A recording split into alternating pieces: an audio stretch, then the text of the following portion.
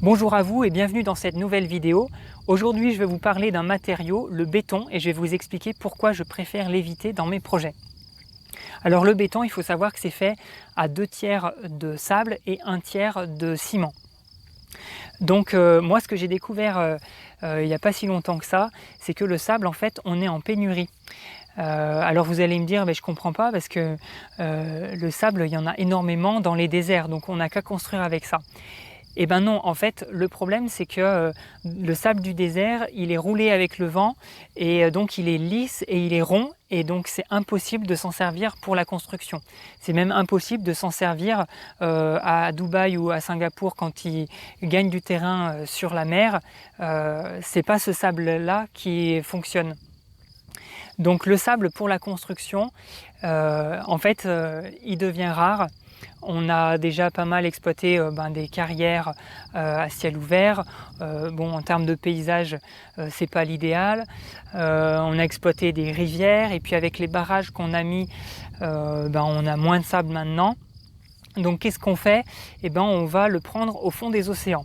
Et ça se passe d'une façon un peu barbare. En fait, c'est des énormes bateaux qui sont munis d'énormes aspirateurs qui vont aller aspirer au fond des océans le sable, sauf qu'au passage, ils aspirent aussi des animaux, des végétaux et les massifs coralliens.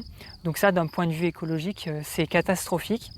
Et ça met en péril des milliers de familles qui vivent dans les environs, qui vivaient de la pêche, et du coup l'écosystème est bouleversé. Donc en fait, ça les met en péril. L'autre inconvénient, c'est que on va creuser un endroit, donc le sable après il se déplace, et puis on a des îles qui disparaissent et des plages qui disparaissent. Donc voilà, moi j'ai pris conscience que y a quelque chose à faire. C'est vrai que à l'échelle d'une maison, on peut se dire que c'est une goutte d'eau parmi tout ça, mais je pense que à notre échelle, on peut déjà faire des choses. Une maison, c'est quand même 200 tonnes de sable en moyenne, donc c'est pas rien. Alors je dirais sur une maison, il y a quand même des endroits où le béton est bien approprié, c'est les fondations et le dallage, mais au-delà de ça, moi je vous encourage à fond à partir sur d'autres matériaux. Donc voilà, le béton, si on peut l'éviter, évitons-le, ça économisera du sable, ça économise aussi de l'énergie grise, du CO2 dans l'atmosphère. Donc voilà, mais cette notion de pénurie de sable, je dirais ça fait un argument de plus de construire avec du bois par exemple.